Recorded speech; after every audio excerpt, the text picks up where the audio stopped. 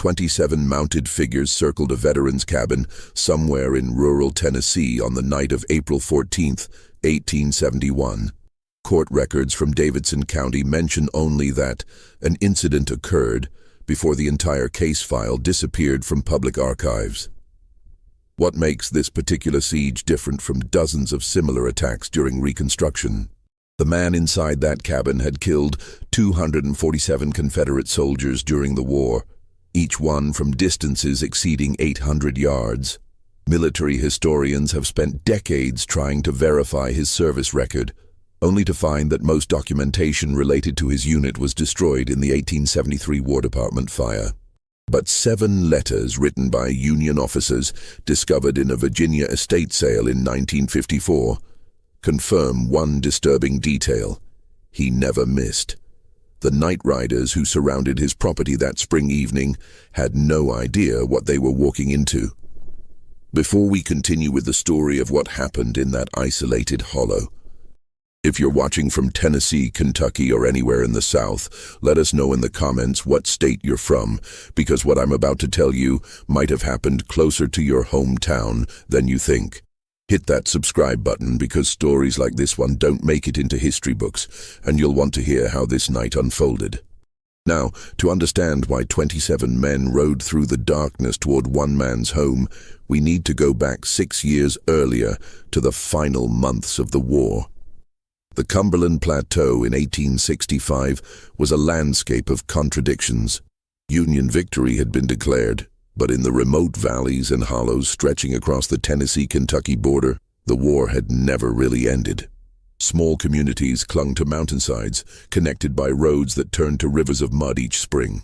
Most families had sent sons to fight, some wearing blue, others gray, and the bitterness of those choices poisoned wells and split churches down their center aisles. Nathaniel Hardin had returned to this fractured world in late November 1865, arriving on foot because he'd sold his discharge pay to a sutler for enough money to buy the plot of land he'd been dreaming about for 4 years. He was 31 years old, born free in Pennsylvania to a mother who'd escaped bondage and a father who worked the iron furnaces. He'd learned to shoot squirrels at age 7 with a rifle that kicked hard enough to bruise his shoulder purple. By the time he was 15, he could hit a playing card at 200 paces. The war had refined those skills into something far more lethal. His service record, what little survived, showed he'd enlisted in the 54th Pennsylvania Infantry in August 1862, but transferred to sharpshooter duty after his company commander witnessed him drop a Confederate officer from a distance the other soldiers swore was impossible. He'd spent 3 years in a unit that existed in official documents only as Special Detachment, Army of the Cumberland. The men in these units didn't fight in lines. They moved alone or in pairs, reading wind and elevation, learning to slow their heartbeat before squeezing a trigger. Hardin had chosen his property carefully, 47 acres in a hollow, 12 miles from the nearest town, accessible only by a wagon track that climbed through dense oak and hickory. A creek ran through the property year-round, and the land was poor enough that nobody else had wanted it. He'd built his cabin from logs he'd cut himself, notching them tight and chinning with creek clay mixed with grass. The structure was small, maybe 16 feet square, with a loft for sleeping and a stone fireplace he'd constructed from river rock. He kept to himself that first winter, appearing in Elkton only twice a month to buy supplies: flour, salt, coffee, ammunition. The town had perhaps 300 residents, most of them trying to rebuild what the war had broken. The bank had reopened. The church held services again. But underneath the attempts at normalcy ran currents of rage and humiliation that never quite surfaced in daylight. People noticed Hardin, of course, a black man who owned property, who walked with the bearing of someone accustomed to authority, who paid in coin rather than credit. These things drew attention. But he was unfailingly polite, spoke only when spoken to, and never mentioned his service. The merchants took his money. The conversation stopped when he entered rooms. By spring of 1866, he'd cleared 3 acres and planted corn. He'd built a chicken coop and bought 6 hens from a widow whose husband had died at Shiloh. He was building something that looked remarkably like a future. That's when people started asking questions. A former Confederate lieutenant named Josiah Ketchum had returned to Elkton around the same time as Hardin. Ketchum had lost his left arm at Missionary Ridge and walked with a limp from a Minié bull that had shattered his hip. He'd come home to find his family's farm sold for tax debt and his mother living with his sister's family in 2 rooms above the dry goods store. The bitterness had curdled into something darker than grief. Ketchum spent his evenings in the back room of Patterson's Tavern with 7 or 8 other veterans, men whose farms had been burned, whose brothers hadn't come home, whose entire world had been turned inside out. They drank whiskey that tasted like kerosene and talked in voices that got louder as the night wore on. "There's a colored living up in Shepherd's Hollow," someone mentioned one evening in early March 1866. "Built himself a whole cabin, got livestock. Where'd he get money for land?" another asked. "Served with the Union," Ketchum said quietly. "I asked around. Pennsylvania regiment, they say. Sharpshooter." The word hung in the tobacco smoke like an accusation. These men understood what sharpshooters did. They'd all seen bodies lying in positions that made no sense, killed by shots that came from tree lines half a mile distant. They'd all felt that particular species of terror, knowing that somewhere out there, someone was watching through a scope, choosing who would die next. "How many you think he killed?" someone asked. Nobody answered, but the silence was its own kind of response. The first incident happened on a Saturday in mid-April 1866. Hardin had walked to town for supplies, his rifle slung across his back the way he always carried it. Not threatening, just practical. A man living alone in hill country needed to hunt. He'd bought flour and coffee, some nails, a new rasp for his tools. He was loading his purchases into a canvas sack when 3 men approached him outside the general store. Ketchum was one of them. The other 2 were brothers named Vernon and Cecil Tyree, both of whom had served in the 20th Tennessee Infantry. Vernon still wore his Confederate shell jacket, the buttons replaced but the gray wool unmistakable. "Heard you were a soldier," Ketchum said. His tone was conversational, but there was something underneath it, like ice forming on a pond. "Yes, sir," Hardin replied, not quite meeting his eyes, a habit of survival that predated the war. "Kill many of our boys?" Hardin adjusted the sack on his shoulder. "I did what I was ordered to do." "Bet you did." Vernon Tyree stepped closer. "Bet you enjoyed it too." "Sitting safe in a tree somewhere, shooting men who couldn't shoot back." "I served my country same as you served yours," Hardin said evenly. "War's over now." "That's where you're wrong," Ketchum said softly. "War ain't over. Won't be over for a long time." Hardin walked away without responding.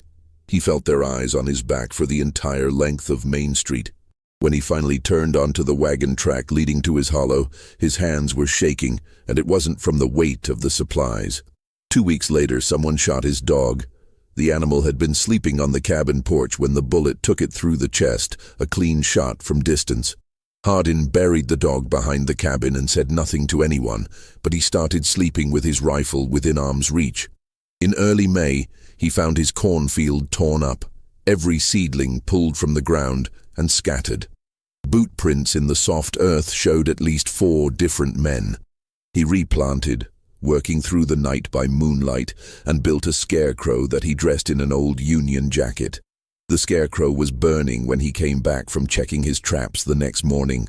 Someone had doused it in coal oil and set it ablaze. The jacket had burned completely, leaving only the wooden frame and a scorch mark on the ground that looked like a grave. That evening, Hardin sat on his porch as darkness gathered in the hollow. The spring peepers were singing in the creek bottom, and somewhere an owl called out 3 times. He was cleaning his rifle, a .52 caliber Sharps with a scope he'd acquired during the war, glass ground by a German optician in Cincinnati who'd understood what precision meant. The weapon could put a bullet through a man's heart at 1,000 yards if the wind was right. He heard them before he saw them. Horses moving through the woods, trying to be quiet, but betraying themselves with the crack of branches and the jingle of bridles. Hardin stood slowly, moving into the cabin doorway but not inside. He counted the sounds, estimating numbers and positions the way he'd been trained. They emerged from the tree line just as the last light died in the western sky. 27 riders, some carrying torches that threw wild shadows across the clearing. Most wore hoods, white fabric crudely sewn with eye holes that made them look less than human. But Hardin recognized horses, saddles, the way certain men sat their mounts. Ketchum was there, his empty left sleeve pinned to his jacket. The Tyree brothers, others he'd seen in town. They formed a loose circle around the cabin, maybe 70 yards out, far enough to feel safe from a shotgun, close enough to make their point. "Nathaniel Hardin," Ketchum's voice carried across the clearing. "You've been given warnings. You chose not to heed them. This land doesn't belong to you. This whole valley doesn't belong to your kind." Hardin said nothing. He was calculating distances, reading wind from the way the torch flames bent, noting which riders had weapons visible and which kept their hands hidden. "We're offering you one final chance," Ketchum continued. "Leave tonight. Walk away from this property and nobody gets hurt. Stay and we'll burn you out. Those are your choices." One of the hooded riders raised a torch higher. Others began to dismount. That's when Hardin spoke, his voice quiet but clear enough to carry. "I count 27 of you. I'm curious, how many of you are planning to make it home tonight?" The movement toward the cabin stopped. "You threatening us?" Vernon Tyree called out. "You're a lone boy. We're 27 strong." "I know exactly how many you are," Hardin said. "Question is whether you know what I am." He stepped forward slightly, letting them see the rifle in his hands, letting them remember what sharpshooters did during the war. "First man who takes another step toward this cabin dies before his foot touches ground," Hardin said, his voice still calm, almost conversational. "Second man dies before the first one hits earth. I figure I can drop 8 of you before you scatter. Maybe 10 if you panic and bunch up. Those are military odds, gentlemen. How many of you want to be in that first 10? The silence that followed was broken only by the sound of horses shifting nervously, picking up on the tension their riders were feeling. "You can't kill all of us," Ketchum said, but there was uncertainty in his voice now.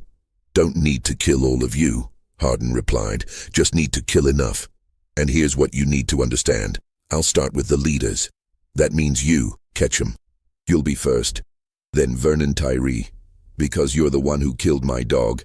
After that, I'll work my way through whoever looks most eager. By the time I'm on my 5th or 6th shot, the rest of you will be running so hard you'll leave your horses behind." One of the torchbearers, Hardin couldn't see who, let his torch drop to the ground and moved his horse backward out of the circle. "He's bluffing," someone said, but the voice lacked conviction. "You want to test that theory?" Hardin asked. "Because I served 3 years in a unit that specialized in making men like you regret their choices. I've got enough ammunition in this cabin to hold off an army. I've got a creek for water and enough jerky to last a month. What I'm asking is, how long do you want to sit out there in the open while I pick you off one by one?" The truth was more complicated than Hardin made it sound. He had perhaps 40 rounds for the sharps, and once darkness fully settled, accurate shooting would become nearly impossible even with the torchlight. But these men didn't know that. What they knew was the stories they'd heard about Union sharpshooters, about impossible shots and men who could kill from distances that defied belief. Another rider moved his horse backward, then another. "This isn't over," Ketchum said, but he was already turning his mount. "Didn't figure it was," Hardin replied. "But tonight is. Ride out now and nobody dies. Stay, and at least 8 of you won't see morning. Your choice." The circle broke. Riders turned their horses and melted back into the darkness, the torches bobbing away through the trees like marsh lights. Within 5 minutes, the clearing was empty except for 3 abandoned torches guttering in the dirt. Hardin stood in his doorway until the last sound of hoofbeats faded. Then he went inside, barred the door, and positioned himself at the window with a clear line of sight to the tree line. He didn't sleep that night, or the next, or the one after that. The siege of April 14th, 1871, didn't materialize from nowhere. The 5 years between Hardin's first confrontation and that spring night had been a slow escalation, a war fought in shadows and whispers, in burned fields and dead livestock, in warnings left on fence posts and bullets fired from tree lines. But something had changed in those years, something that made Hardin's presence in the hollow not just annoying but intolerable to certain men. He'd survived. More than that, he'd prospered. By 1867, Hardin had expanded his cultivated land to 12 acres. He'd built a proper barn, shingled with cedar splits he'd made himself. His corn yielded well in the hollow's rich bottomland, and he'd started keeping hogs, smart enough to know that pork was currency in hill country. Other black families had begun settling in the region, freed people coming up from Alabama and Georgia, following rumors of land and opportunity. Some of them sought out Hardin, asking advice, and he gave it freely. In the fall of 1868, he did something that turned dislike into hatred. He registered to vote. The Reconstruction Acts had given black men suffrage, and Hardin walked into Elkton on a bright October morning and put his name in the register. He voted for the Republican candidate for state legislature. His ballot, like thousands of others across Tennessee, helped elect men committed to protecting freed people's rights. The backlash was immediate and organized. What had been random harassment became systematic intimidation. The Ku Klux Klan had always operated in the region, but now their activities intensified. Nightriders appeared throughout the county, burning schoolhouses where black children studied, whipping men who'd voted, terrorizing communities. They came to Hardin's Hollow 3 times in 1869. Each time he met them the same way, standing in his doorway with his rifle, calmly explaining the mathematics of violence. Each time they retreated without testing his resolve. But they were learning, adapting. The 4th visit came differently. No torches, no shouting. Just 5 men on foot, moving through the woods in darkness, approaching from multiple directions. Hardin heard them anyway. He'd spent too many years listening for the sounds that meant danger. He fired twice, aiming high, letting them know he was aware. They withdrew, but they'd made their point. They were getting smarter. In early 1870, Hardin married. Her name was Ruth Ann Kincaid, and she'd come north from Mississippi with her brother's family, fleeing a county where freed people were being killed for owning land. She was 24 years old, educated by missionaries, and she saw in Hardin something that most people missed. Not just strength, but a kind of stubborn hope that the world could be different than it was. They married in a church 12 miles away, with 14 people in attendance. Hardin built an addition to the cabin, 4 rooms instead of 1, with real windows that had glass. Ruth Ann started a small school, teaching children from the scattered black families in the hollow and the surrounding area. 6 students at first, then 9, then 14. The schoolhouse, just 1 room attached to their cabin, became a symbol of everything certain white men in Elkton couldn't tolerate. It wasn't just that black people were being educated. It was that they were building something that looked permanent, something that suggested they weren't going anywhere. In March 1871, 3 of Ruth Ann's students were attacked while walking home. 2 boys and a girl, ages 9 to 12, beaten badly enough that one boy lost vision in his left eye. No arrests were made. The marshal in Elkton claimed there were no witnesses. Ruth Ann wanted to leave. "We can go north," she told Hardin one night as they lay in darkness, listening to the creek run through the hollow. "Pennsylvania, Ohio. Somewhere you're not looking over your shoulder every minute. This is our land," Hardin said quietly. "We paid for it, built on it. I'm not running because some cowards hide under sheets." "They'll kill you," Ruth Ann said. "They'll kill both of us." "Maybe," Hardin admitted. "But I spent 4 years fighting so people like us could own land, could vote, could live free. If I run now, what was it all for?" She didn't answer, because they both knew there was no good answer. Just choices, all of them bad in different ways. The final provocation came on April 12, 1871. Someone burned the schoolroom. Not the whole cabin, just the addition where Ruth Ann taught. They'd been careful, using coal oil and rags, making sure the fire didn't spread to the living quarters. The message was clear. They could have killed you, but were giving you one more chance. Hardin and Ruth Ann stood in the ashes the next morning, looking at charred books and melted slate boards. 14 children's primers, purchased with money they could barely spare, reduced to carbon. "We're leaving," Ruth Ann said. It wasn't a question this time. Hardin nodded slowly. "After I teach them one last lesson." "What lesson?" "That some things have a price." That night, Ruth Ann went to stay with a family 8 miles away, on the other side of the ridge. Hardin told her he needed to pack, to prepare for the journey north. But what he was really preparing for was something quite different. He spent 2 days readying his cabin. He knew they'd come. The burned schoolroom was an ultimatum, and his failure to leave would demand a response. So he prepared his ground the way a military man prepares a battlefield. He cut firing positions into the cabin's walls, narrow slits that allowed him to see out, but were almost impossible to shoot through from outside. He positioned water barrels at strategic points in case of fire. He stacked ammunition at each firing port, and made detailed calculations about distances and angles. Most importantly, he did something that would only become clear later.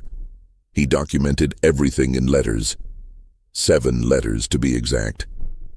Written over those 2 days, sealed in wax, addressed to Union officers he'd served with, to a newspaper editor in Philadelphia, to a politician in Washington. The letters described what had happened since he'd returned to Tennessee, named names, provided dates. He left them in a metal box buried near the creek, with instructions written on the cabin wall for Ruth Ann to retrieve them if he didn't survive. The night of April 14th, 1871, was moonless and cold for mid-spring. Hardin sat in his cabin, rifle across his lap, listening to the darkness. They came at midnight. 27 riders appeared from the tree line, just as they had 5 years earlier. But everything else was different. These weren't hooded Nightriders with torches and bluster. These were military men executing a military operation. They dismounted a quarter-mile away, leaving their horses tied. They'd approached from 4 directions simultaneously, using terrain and darkness for cover. Half of them carried rifles, the others held torches, but kept them unlit until the signal. Ketchum was there again, but he wasn't leading this time. The leader was a man named Robert Calhoun, a former Confederate major who'd commanded a regiment at Franklin and had lost 73 men in 15 minutes during that slaughter. He'd returned to Tennessee with military precision still wired into his bones, and he'd been planning this operation for 2 weeks. The strategy was simple. Surround the cabin at close range, light the torches simultaneously to blind anyone inside, then rush the structure from all 4 sides. If Hardin came out shooting, concentrate fire on the doorway. If he stayed inside, burn him out. Either way, he'd be dead by dawn. What Calhoun hadn't accounted for was that Nathaniel Hardin had spent 3 years learning to think like his enemies, to anticipate their movements, to understand how military men approached problems. And Hardin had one crucial advantage. He knew exactly how many men were coming and where they'd position themselves. He'd seen them scouting his property 3 days earlier. 2 men pretending to hunt, but moving in patterns that suggested reconnaissance. He'd counted boot prints around his property line and calculated probable approach routes based on terrain and cover. Most importantly, he understood that they'd learned from their previous failures. They wouldn't bunch up this time. They'd use proper infantry tactics, so he'd prepared accordingly. The first man to reach the cabin perimeter, a position roughly 40 yards from the structure, was named James Murdoch. He was 36 years old, a farmer who'd lost his eldest son at Gettysburg. He was creeping forward through the darkness, rifle in one hand, unlit torch in the other, when Hardin's first shot took him through the thigh. The bullet didn't kill him, and that was intentional.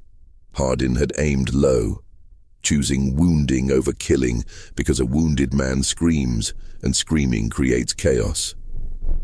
Murdoch's cry shattered the carefully planned silence.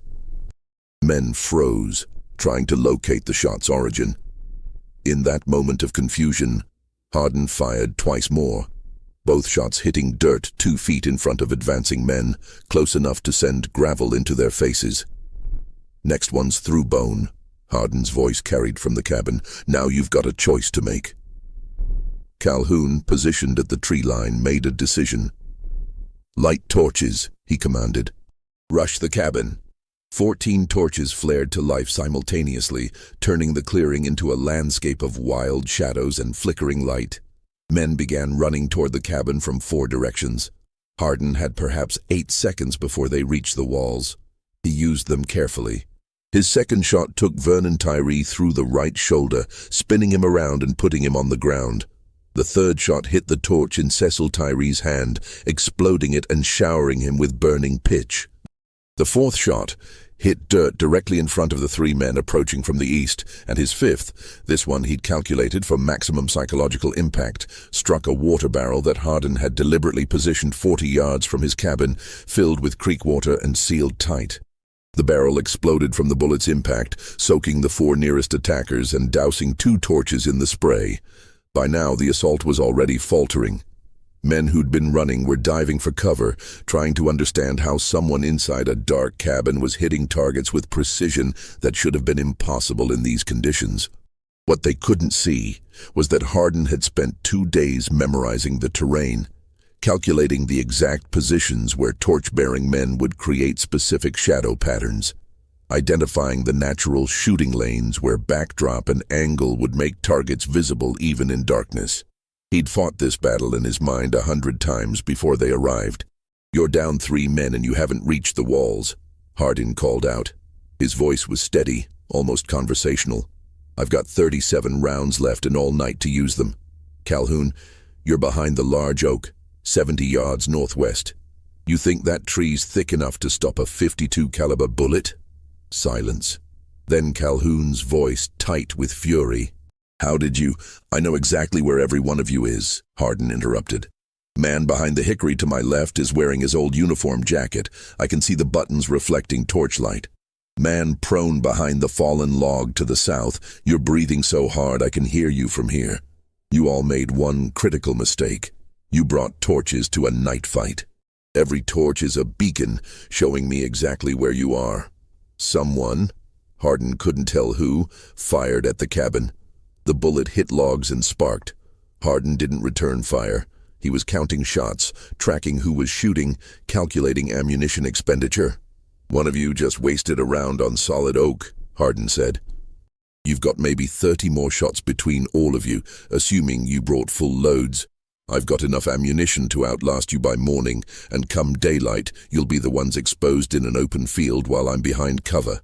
So here's my offer, and it's the only one you'll get. Take your wounded and ride out.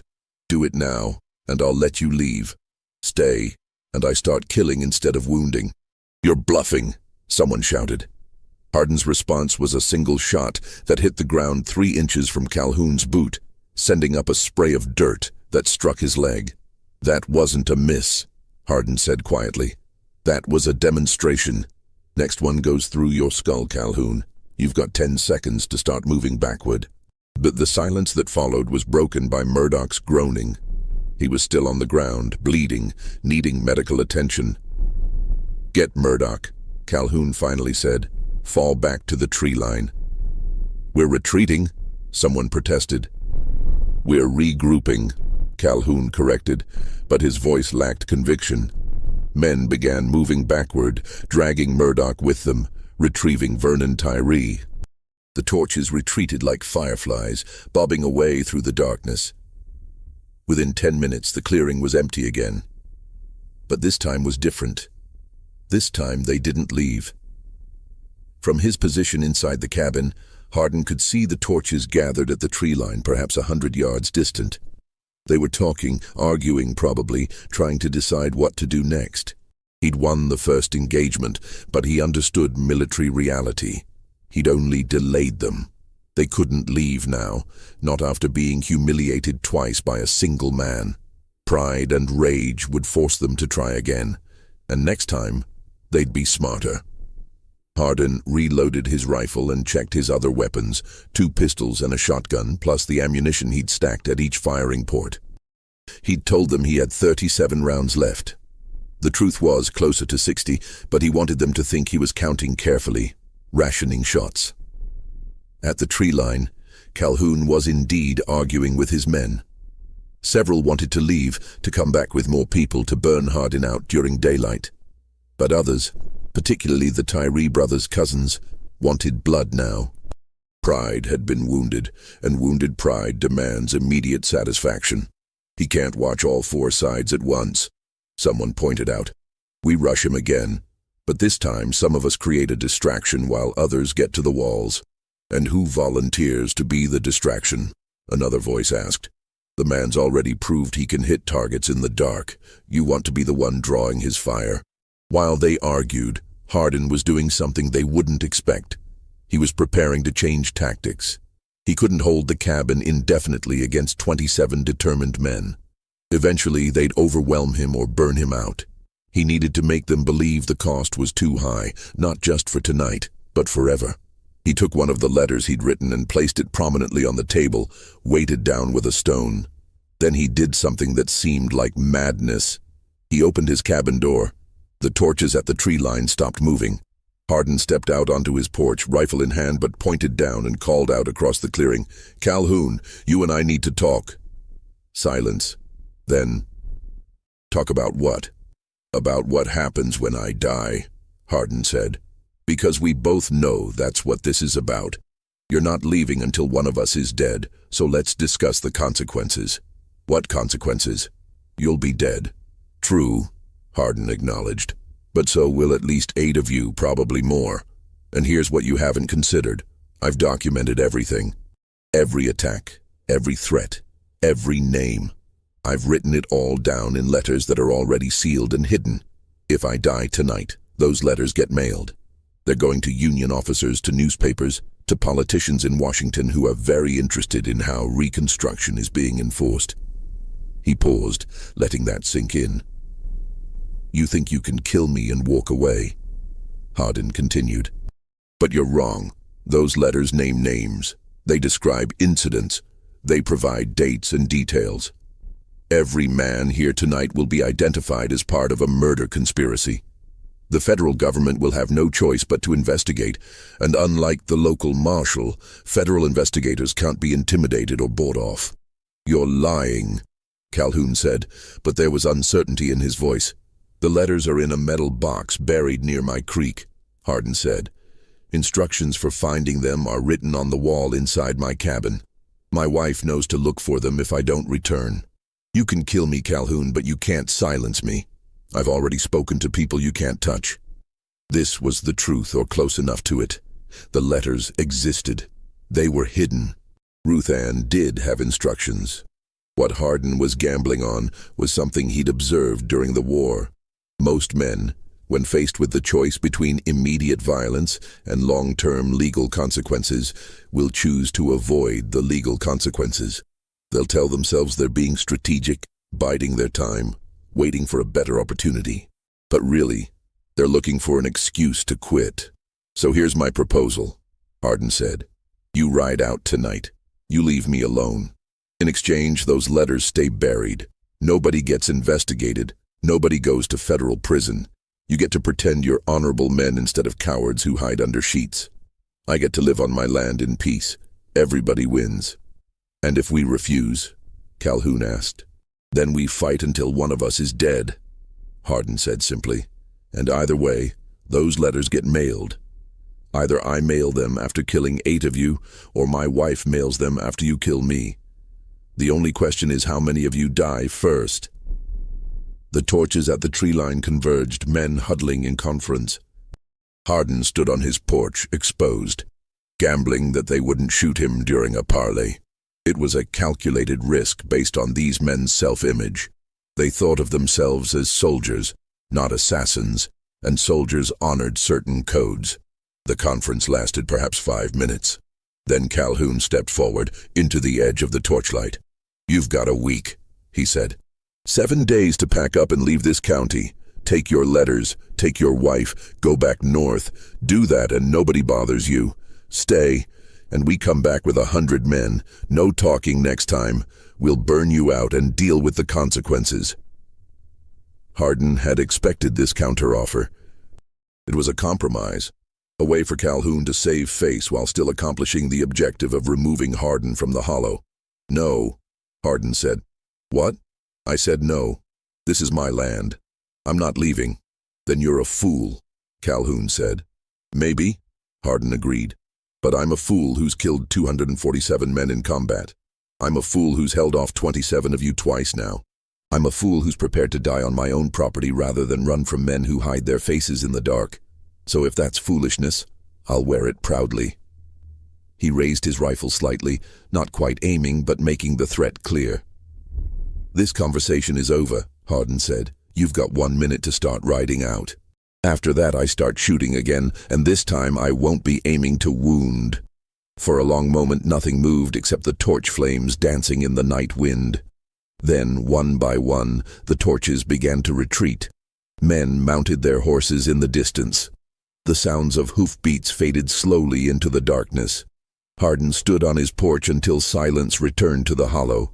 Then he went inside, barred the door, and finally allowed himself to shake. They came back 4 nights later, and this time they didn't announce themselves with torches. Hardin woke to the smell of smoke, not coal, oil, and pine, something else, something that made his eyes water immediately. He rolled out of his bed, already coughing, and saw gray vapor seeping through the gaps in his walls. They'd surrounded the cabin in complete darkness and built small fires upwind, feeding them with wet leaves and green wood to create maximum smoke with minimum light. The plan was simple: smoke him out without giving him targets to shoot at. When he emerged, coughing and blind, they'd be waiting. It was a sound tactic, the kind of thing military men would devise after learning from previous failures.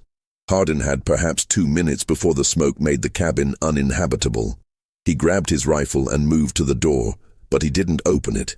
Instead, he dropped to the floor, where the air was slightly clearer, and began to think. They expected him to panic, to burst out coughing and desperate. But panic was how men died, and Hardin had long ago learned to control that particular fear. He crawled to the fireplace and began to work quickly, clearing the ashes and exposing the dirt floor beneath. The cabin had been built on a slight rise, and the chimney's foundation went down perhaps 2 feet. He'd dug it himself and knew that if he could create an air channel, he could buy time. Using his hands and a knife, he clawed at the dirt, creating a small pit that filled slowly with air pulled down the chimney by convection. It wasn't much, just enough to take a few clear breaths, but it was enough to think. The smoke continued to thicken. His eyes were streaming now, and each breath burned. He had maybe 3 minutes before he'd lose consciousness. Outside, they'd be waiting in a perimeter, rifles ready, confident that he'd have to emerge soon. Through the walls he could hear them now, low voices coordinating positions, the creak of leather as men shifted their weight, the metallic click of hammers being cocked. They were close, perhaps 30 yards out, forming a killing circle around every possible exit. Hardin pressed his face to the pit he'd dug, taking shallow breaths of clearer air, and forced himself to assess the situation methodically.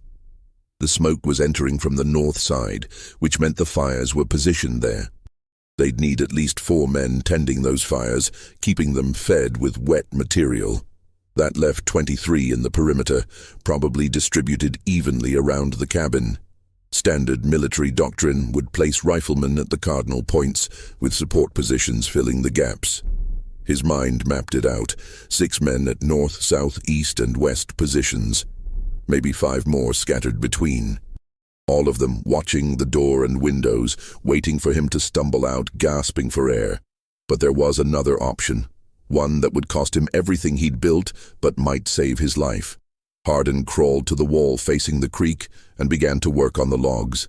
During construction, he'd deliberately left one section slightly loose, not enough to be obvious, but enough that with the right pressure, 3 logs could be pushed outward. He'd done this because he'd learned during the war that any defensive position needed an escape route. The smoke was a living thing now, a gray monster that filled the cabin from ceiling to floor. He could no longer see his own hands. His lungs screamed for air with each breath, and he knew he was running out of time. He braced his back against the opposite wall and pushed with his legs, feeling the logs shift. Once, twice. On the third push, they moved outward with a crack that seemed impossibly loud in the suffocating darkness. What was that? Someone outside, voice sharp with alertness. Cabin settling from the heat. Another voice responded. He's got to come out soon. Hardin pushed again, and the gap widened. Smoke poured through the opening, which would help.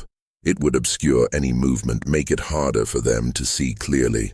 He grabbed his rifle, realized it was slick with condensation from the smoke, and made a quick decision. The Sharps was his best weapon, but it needed dry powder and a clear sight line, neither of which he'd have in the next few minutes.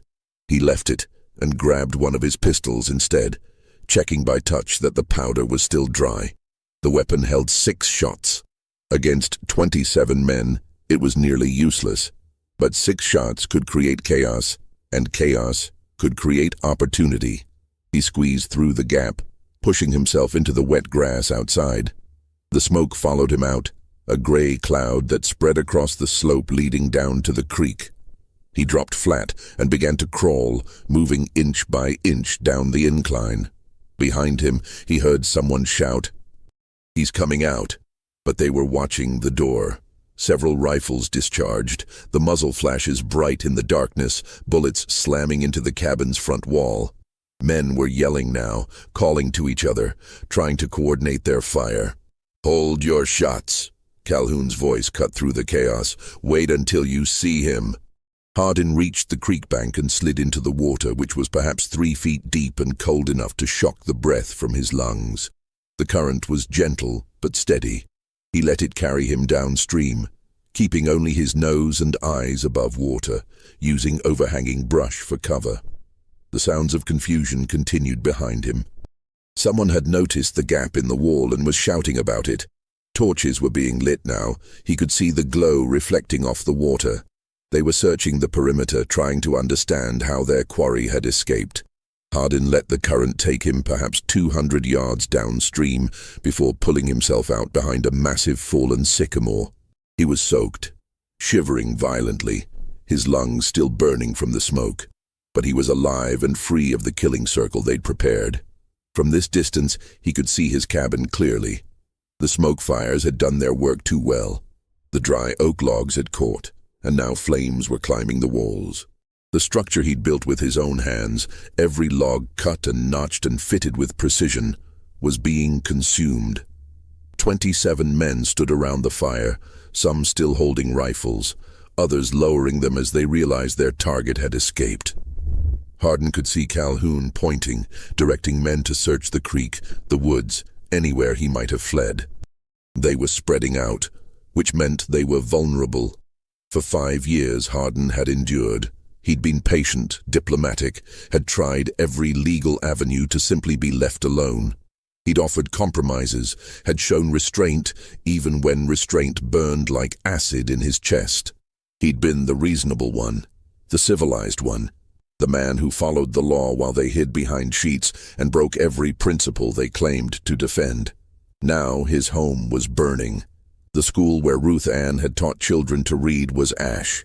The corn he'd planted, the barn he'd built, the future he'd imagined, all of it was being reduced to carbon and memory.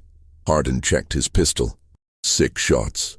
Not enough to fight, but enough to make a point that would echo through this county for years. He began to move through the woods, circling wide around the burning cabin, using the light from the fire to navigate while staying beyond its reach. The men were spreading out now, searching in pairs, calling to each other. Their voices carried in the night air, giving him their positions. 2 men were moving along the creek, searching the banks. Hardin crouched behind a limestone outcrop and watched them pass within 15 feet, their torch illuminating the water where he'd hidden minutes before. They moved on, and he continued his circle. His target was Calhoun, not to kill. Hardin wasn't a murderer, and even now, even with everything burning, he held to certain lines. But Calhoun needed to understand that this victory was hollow, that driving Hardin out came with a cost that would last longer than one night's triumph. He found his position on a small rise overlooking the clearing. The cabin was fully engulfed now, flames reaching 30 feet into the air, sparks spiraling up into the darkness like malevolent stars. The heat was so intense he could feel it from 100 yards away. Calhoun stood near the front of the cabin, directing the search, occasionally shouting orders. He'd removed his hood. Most of them had, confident now that their work was nearly done. In the firelight, Hardin could see his face clearly. Satisfied, vindicated, already composing the story he'd tell. Hardin raised his pistol, steadied it against a tree, and aimed carefully. Not at Calhoun's head or chest. At his hat, a broad-brimmed felt hat that sat squarely on his head. The shot echoed across the hollow like a thunderclap. Calhoun's hat flew off his head, the bullet passing so close that he actually felt the wind of its passage. He dropped to the ground, shouting, and chaos erupted again. Men dove for cover, rifles swinging toward the tree line, torches being doused. In the confusion, Hardin fired twice more, both shots hitting dirt 5 feet in front of the nearest men, close enough to spray them with debris. "Calhoun!" Hardin's voice carried across the clearing, amplified by rage and smoke-damaged vocal cords. "You wanted to know if I could hit a target at night? Now you know." That was 3 shots, and I missed every one of them on purpose. The next man who moves gets a bullet through his spine. Complete silence. Even the crackling of the burning cabin seemed to quiet. "You've won," Hardin continued, his voice echoing off the ridge walls. "I'm leaving. You'll never see me in this county again, but I want you to understand something, all of you. You didn't drive me out because you were stronger or braver or better. You drove me out because there were 27 of you and 1 of me. That's not courage. That's arithmetic." He paused, watching them frozen in the firelight. "I'm taking my wife, and we're going north," Hardin said. "But before I go, I want you to know that I've documented everything. Every attack, every threat, every name. Those documents are already in the mail, heading to federal authorities who have jurisdiction over this kind of conspiracy. Some of you are going to prison. Not all of you. I'm sure you'll sell out your friends to save yourselves, but enough of you will face consequences that the rest of you will spend years looking over your shoulders." Calhoun had found his voice. "You're bluffing." "Am I?" Hardin's laugh was harsh, damaged by smoke. "Your name's first on the list, Robert. Right above Vernon Tyree and James Murdoch and every other man who participated in these attacks. You think I didn't recognize your horses, your voices? You think I didn't memorize every detail the way I was trained to memorize targets?" He fired his 4th shot, this one taking a branch off a tree directly above where 5 men were crouching. The branch crashed down among them, causing more scrambling. "I've got 2 shots left," Hardin called out. "I could use them to kill 2 of you. Maybe I should. Maybe the world would be better off with 2 fewer cowards in it, but I'm not going to, because unlike you, I'm not a murderer. I only kill when the law says it's legal, like during a war or in defense of my property." The burning cabin collapsed with a roar, sending up a column of sparks that lit the entire hollow. In that moment of distraction, Hardin moved, slipping away from his position, circling back toward the path that would take him to Ruth Ann. "Go home," he shouted one final time. "Tell yourselves you won. Celebrate your victory over one man and his wife. But know this, every time you hear a branch crack in the woods, every time you see movement in your peripheral vision, you'll wonder if it's me. You'll wonder if I came back. You'll spend the rest of your lives wondering if the next shot will be the one that isn't a warning." He disappeared into the darkness, leaving them standing around the burning ruins, rifles pointing at shadows, fear eating at the certainty of their triumph. Hardin reached the Kincaid farm at dawn, moving through woods he'd memorized during his time in the hollow. Ruth Ann was awake already. She'd seen the glow on the horizon and knew what it meant. She met him at the edge of the property, took one look at his soot-blackened face and smoke-damaged eyes, and understood that the life they'd tried to build was over. They didn't speak about it.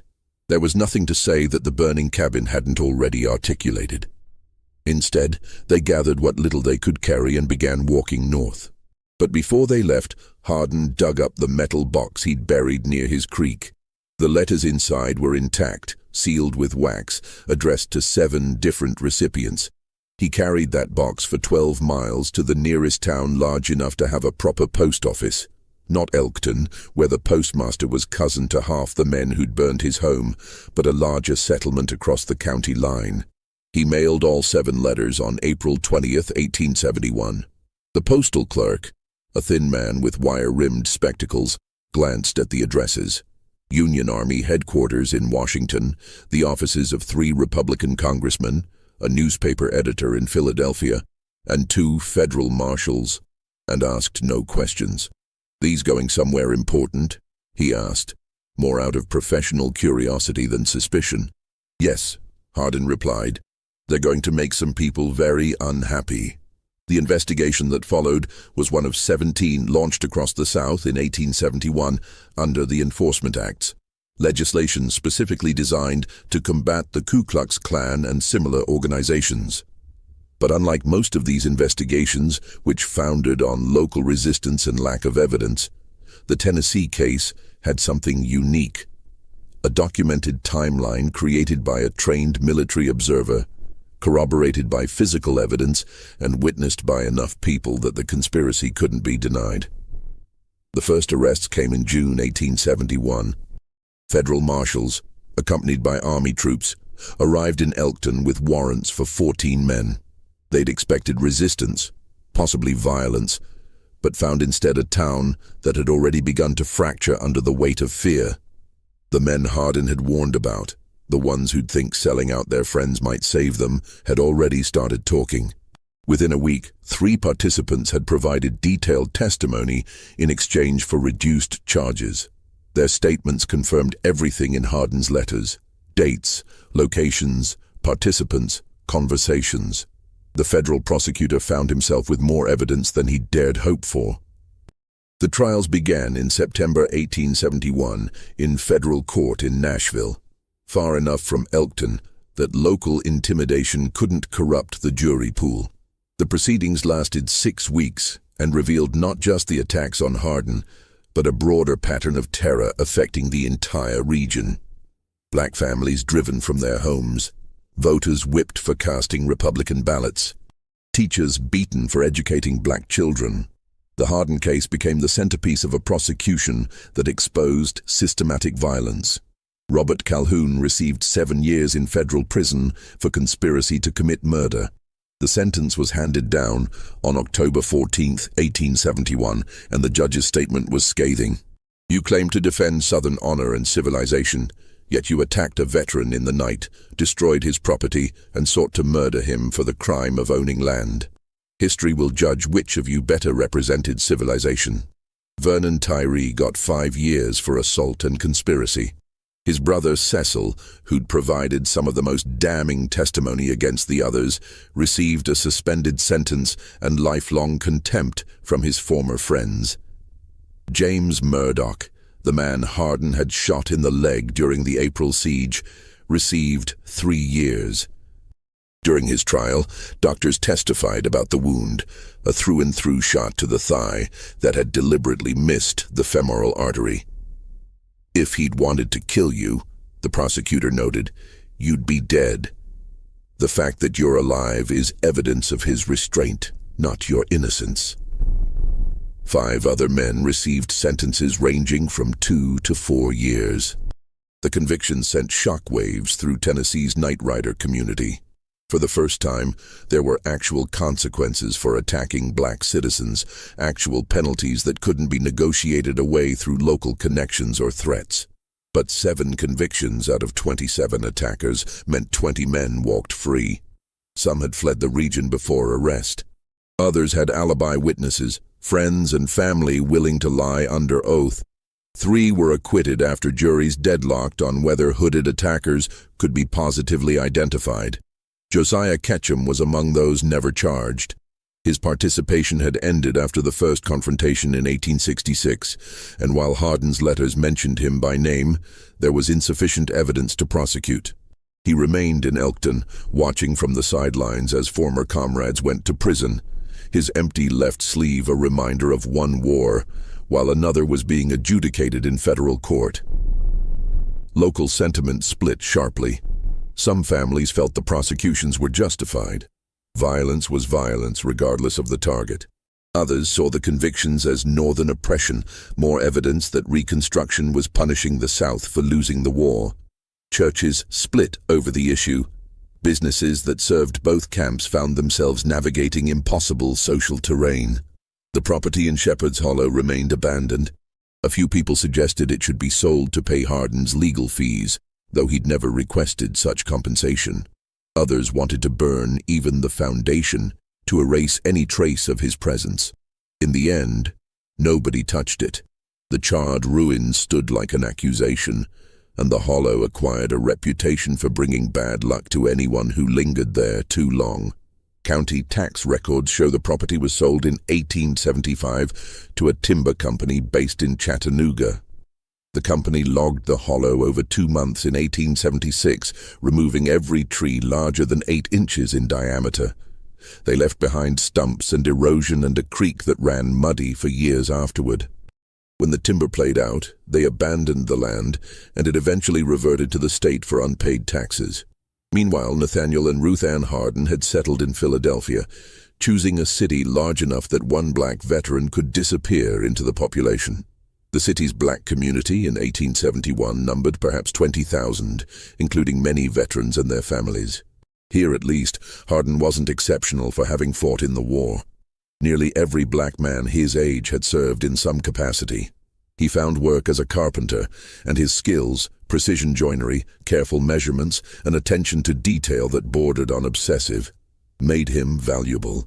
Within a year, he was working for a furniture maker who supplied wealthy households across the city.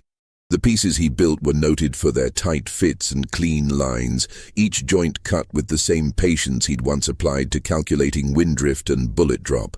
Ruth Ann resumed teaching, this time in a proper school with a building and books and other teachers. She had 14 students the first year, 23 the second. Some were children of veterans like herself and Nathaniel. Others were recently arrived from the South, families following rumors of better opportunities in northern cities. They rented rooms in a boarding house on South Street, close enough to the Schuylkill River that Nathaniel could hear water moving at night. It wasn't the same as the creek in Tennessee. This was broader, muddier, carrying the industrial waste of a growing city. But there was comfort in the sound. Water flowing, time passing, life continuing despite everything. They didn't talk much about Tennessee. The memories were too fresh, too painful, too entangled with rage that had nowhere useful to go. But sometimes, late at night, Ruth Ann would wake to find Nathaniel standing by the window, looking out at the Philadelphia streets, and she knew he was seeing something else. A hollow in Tennessee, a cabin he'd built with his own hands, a future that had been burned to ash. "Do you regret it?" she asked him once in 1873, 2 years after they'd fled north. "Fighting instead of leaving?" Nathaniel was quiet for a long time. "I regret that it was necessary," he finally said. "I regret that my service in the war wasn't enough to earn me the right to live peacefully. I regret that those men valued their pride more than they valued justice or law or basic human decency." "But do you regret fighting?" "No," he said simply. "Some things are worth defending, even if you lose them in the end. That land was mine. I'd paid for it fairly, built on it honestly. If I'd run the first time they threatened me, I'd have spent the rest of my life wondering if I was a coward. At least now I know I fought for what was mine." "And the men who went to prison?" Ruth Ann asked. "Do you feel justice was served?" 7 out of 27, Nathaniel said. "That's not justice, that's arithmetic. But it's more than most black men get when white men attack them. I suppose I should be grateful for that much." The bitterness in his voice was something new, or perhaps just something he'd finally allowed her to hear. The war had taught him to kill. Tennessee had taught him that all the killing in the world wouldn't earn him equality in the eyes of men who'd decided his skin marked him as inferior. Their first child was born in 1874, a daughter they named Grace. She grew up hearing only fragments of her father's history, mentions of the war, carefully edited stories about life in Tennessee, nothing about smoke-filled cabins or Nightriders circling in the darkness. Nathaniel wanted her to grow up free of that weight, unburdened by knowledge of what hatred could drive men to do. 2 more children followed, born in 1877 and 1880. The family moved to a proper house in 1879, a narrow 3-story building in South Philadelphia, with a small yard where Ruth Ann could grow vegetables. Nathaniel built furniture for each room, beds and tables and chairs, each piece solid enough to last generations. He never touched a rifle again. Friends occasionally invited him hunting, knowing his reputation from the war, but he always declined.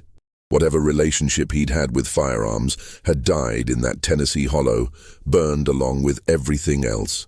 In 1883, a letter arrived from Tennessee. It was from a lawyer in Nashville, writing to inform Hardin that Josiah Ketchum had died of pneumonia at age 49. The lawyer's letter was brief and businesslike. Ketchum had left instructions in his will that certain items should be returned to Hardin if he could be located. The items arrived 3 weeks later in a wooden crate. Inside was Hardin's Sharps rifle, the one he'd left in the cabin when he fled. Someone had apparently pulled it from the ruins, cleaned it, oiled it, stored it carefully. Along with it was a letter in Ketchum's handwriting, written shortly before his death. The letter was short. "Mr. Hardin, I did not participate in the final attacks on your property, though I know you have no particular reason to believe that. I did not stop them either, which makes me complicit in a different way. I have spent the last 12 years thinking about that night, about the choices made, about the price of pride and rage. I cannot undo what was done. I cannot restore what you lost. But I wanted you to have this weapon returned because it represents something about you that I should have recognized sooner.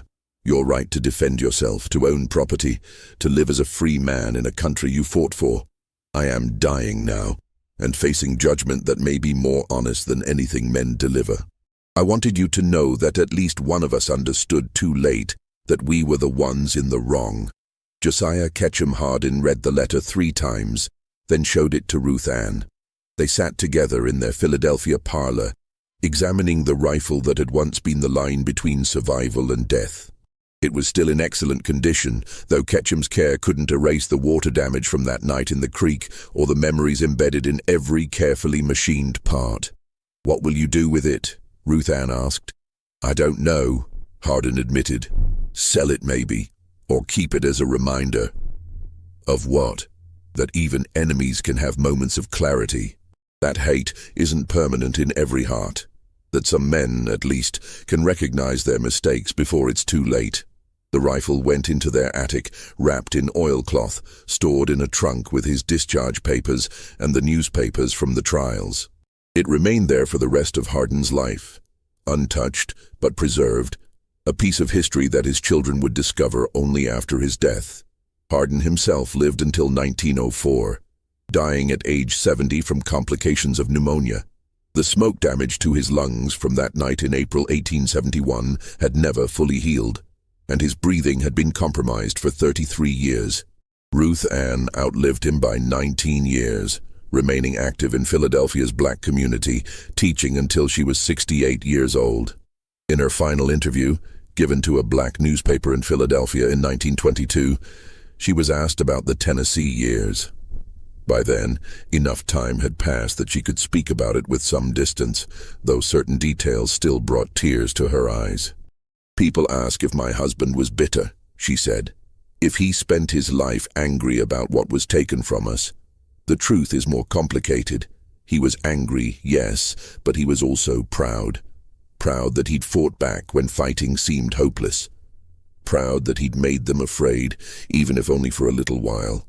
Proud that some of them went to prison for what they did." She paused, gathering her thoughts. "What happened in that hollow wasn't about one man or one piece of land," she continued. "It was about whether this country would honor its promises to the people who'd fought for it. Whether service and sacrifice meant anything, or whether skin color would always matter more. My husband proved that at least one black veteran wouldn't be driven off without a fight. That mattered to him. It should matter to all of us. The interviewer asked if she'd ever return to Tennessee. Never, Ruth Ann said firmly. There was nothing left to return to. The land was logged and abandoned. The cabin was ash. The people who'd helped us were scattered or dead. Tennessee took our future from us.